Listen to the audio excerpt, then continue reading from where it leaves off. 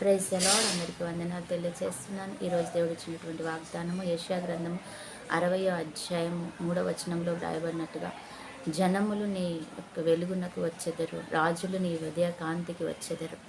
దేవునికి మహిమ కలుగును గాక. జనాలందరూ నీలో ఉన్న వెలుగు దేవుడై ఉన్నాడు. మరి ఆ దేవునిని చూసి జనాలు అనేక మంది నీ వద్దకు వస్తారట. నిజమే, నిన్ను ఘనపరుస్తారు, వారు వచ్చి నిన్ను మహిమపరుస్తారు. ఆయన వలన నన్ను మహింపరచువా, నేను మహింపరుస్తాను, నన్ను ఘనపరచువా, నేను ఘనపరుస్తాను అన్నాడు దేవుడు. నీలో దేవుడు ఉంటే నువ్వు ఘనపరచబడతావు అని అర్థం అన్నమాట. రాజులు మరి నీ ఉదయ కాంతిని చూసి అధికారులు, రాజులు పరిగెత్తుకొని వచ్చి నీ ముందు మోకరిస్తారు. దేవునికి మహిమ. ఈరోజు మనల్ని దేవుడు ఏ రీతిగా పెట్టి ఉన్నాడంటే, ఉన్నతమైన వ్యక్తిగా, జనులందరిలో కూడా ఘనపరచబడే వ్యక్తిగా నిన్ను నన్ను ఉంచడానికి ఆయన ఇష్టపడుతున్నాడు. కాబట్టి మనం దేవునిని ప్రేమించువారుగా ఉండాలి, ఆయనను ఘనపరచువారుగా ఉండాలన్నమాట.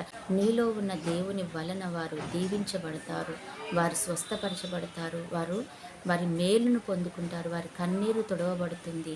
కాబట్టి వారిని యొద్దకు పరిగెత్తుకుని వస్తారు. ఈరోజు నువ్వు మరి దేవుడు చేసిన ఆ కార్యాలన్నీ కూడా నువ్వు చేయడానికి ఆయన ఇష్టపడుతున్నాడు. కాబట్టి నీలో ఆయన ఉండి అవి చేయడానికి ఆయన సిద్ధంగా ఉన్నాడు. కాబట్టి నువ్వు మరి అనేక మందికి వెలుగుగా నిలబడాలని దేవుడు ఆశపడుతున్నాడు.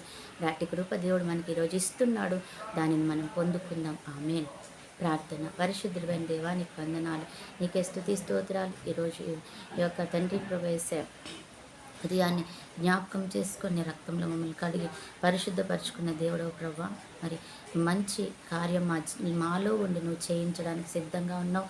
దేవుని మహింపరచడానికి నువ్వు మాలో ఉండి సిద్ధంగా ఉన్నావు. కాబట్టి ప్రభా, మమ్మల్ని మహింపరుస్తున్నందుకు వందనాలు.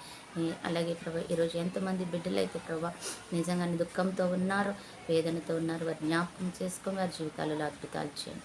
బర్త్డే, మ్యారేజ్ డే జరుపుకుంటాం బిడ్డలు కూడా జ్ఞాపకం చేసుకొని దీవించి ఆశీర్వదించాలి. ఘనత ప్రభావాలు మీరే పొందుకోమని ఇచ్చిన ప్రార్థన మీ చేతులకు అప్పగిస్తూ యేసు నామములో ప్రార్థిస్తున్నాము తండ్రి. ఆమేన్.